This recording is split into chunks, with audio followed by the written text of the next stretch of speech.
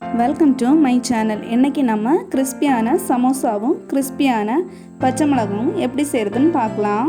தேவையான அளவுக்கு மைதா மாவு எடுத்துக்கோங்க. தேவையான அளவுக்கு உப்பு சேர்த்துக்கோங்க. இதை இப்போது நல்லா கலந்து விட்டுக்கோங்க.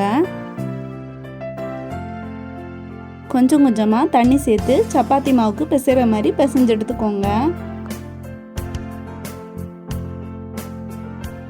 இந்த மாதிரி பிசைஞ்சு எடுத்துக்கோங்க. மாவு இப்போது நாலாக பிரிச்சுக்கோங்க. இந்த மாதிரி நல்லா உருட்டி எடுத்துக்கோங்க. இதை இப்போது மாவில் டிப் பண்ணி எடுத்துக்கோங்க. இந்த மாதிரி மாவில் டிப் பண்ணி தேய்ச்சிங்கன்னா தான் நல்லா சாஃப்டாக கிடைக்கும். உருட்டுறதுக்கும் ஈஸியாக இருக்கும். எண்ணெய் எதுவும் சேர்க்க வேண்டாம். இந்த மாதிரி தேய்ச்சிங்கன்னா ஒட்டி பிடிக்காமல் இருக்கும். திரும்பவும் இந்த மாதிரி மாவு போட்டு தேய்ச்சிக்கோங்க. அப்போ தான் நல்லா நைஸாக கிடைக்கும்.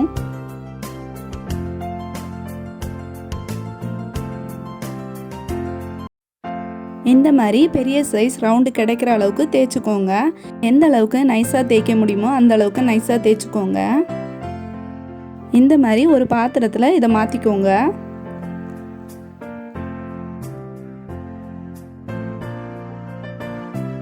இந்த மாதிரி ஒன்றுக்கு மேலே ஒன்று அடுக்கி வச்சுக்கோங்க. ஒவ்வொரு பீஸுக்கு மேலேயும் இந்த மாதிரி மாவு தேய்ச்சிக்கோங்க. எண்ணெய் எதுவும் தேய்க்க வேண்டாம். இந்த மாதிரி திரும்பவும் மாவு தேய்ச்சிக்கோங்க. அப்போது தான் லேயர் லேயராக எடுக்கிறதுக்கு வரும்.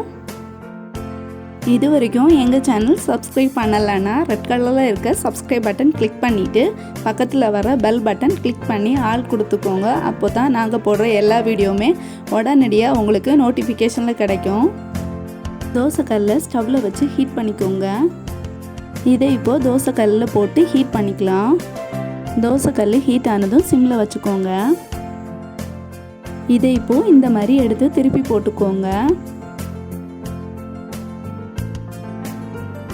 இப்போது ஃபஸ்ட் இருக்க இந்த லேயரை திருப்பி போட்டுக்கோங்க. இதை இப்போது மொத்தமாக திருப்பி போட்டுக்கோங்க. இந்த மாதிரி திருப்பி போட கஷ்டமாக இருந்துச்சுன்னா ஒவ்வொரு பீஸாக திருப்பி போட்டு எடுத்துக்கோங்க.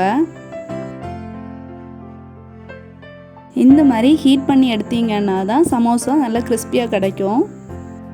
திரும்பவும் இதை மொத்தமாக திருப்பி போட்டுக்கோங்க.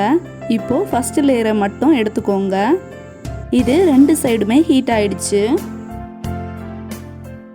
இந்த மாதிரி எல்லா லேயரையும் திருப்பி போட்டு எடுத்துக்கோங்க. லைட்டாக ஹீட் ஆனால் மட்டும் போதும்.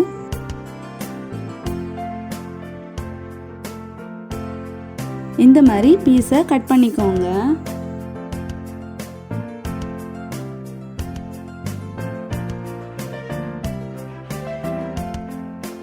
இந்த மாதிரி ஒவ்வொரு பீஸையும் எடுத்து வச்சுக்கோங்க.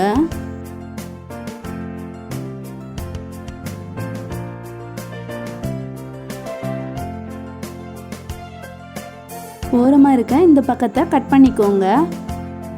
அடுத்த பக்கமும் இந்த மாதிரி கட் பண்ணி எடுத்துக்கோங்க. பேலன்ஸ் இருக்க பீஸையும் இந்த மாதிரி கட் பண்ணிக்கோங்க.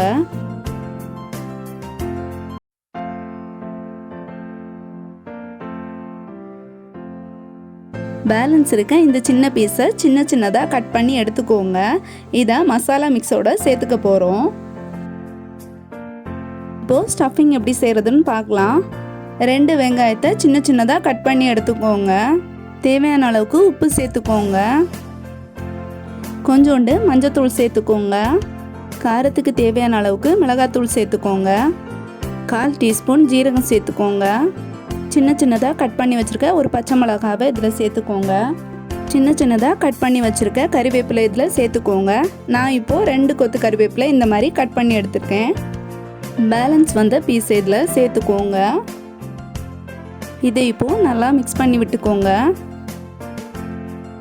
இந்த மாதிரி நல்லா மிக்ஸ் பண்ண பிறகு 2 ஸ்பூன் அரிசி மாவு சேர்த்துக்கோங்க. அரிசி மாவு இல்லைன்னா கடலை மாவு சேர்த்துக்கோங்க. இல்லைன்னா அவலை மிக்சியில் பவுடர் பண்ணி சேர்த்துக்கோங்க. அப்போ தான் கிரேவி மாதிரி உள்ள எஃபெக்ட் கிடைக்கும். கடைசியாக தனியாத்தூள் சேர்த்துக்கோங்க. அப்படின்னா மல்லித்தூள். இதை இப்போது நல்லா மிக்ஸ் பண்ணி விட்டுக்கோங்க. அரிசி மாவு எதுக்கு சேர்த்துருக்கோன்னா இதில் வெங்காயத்தில் இருக்க நீர்ச்சத்து வெளியில் வரும்போது ஸ்டஃபிங் வந்து கரெக்டாக இருக்காது. அதுக்காகவும் ஒரு கிரேவி தன்மை கிடைக்கிறதுக்காக தான் இதில் அரிசி மாவு சேர்த்துருக்கோம். சமோசாவை ஒட்டுறதுக்கு 2லேருந்து 3 ஸ்பூன் அளவுக்கு மைதா மாவை இந்த மாதிரி எடுத்து கொஞ்சம் கொஞ்சமாக தண்ணி சேர்த்து மிக்ஸ் பண்ணிக்கோங்க. இந்த மாதிரி லிக்யூட் பதத்துக்கு எடுத்துக்கோங்க. இப்போது சமோசா எப்படி மடிக்கிறதுன்னு பார்க்கலாம். இந்த மாதிரி முக்கோண ஷேப்பில் மடிச்சுக்கோங்க. எல்லா ஓரத்துலையும் நம்ம செஞ்ச மைதா பசையை தேய்ச்சிக்கோங்க.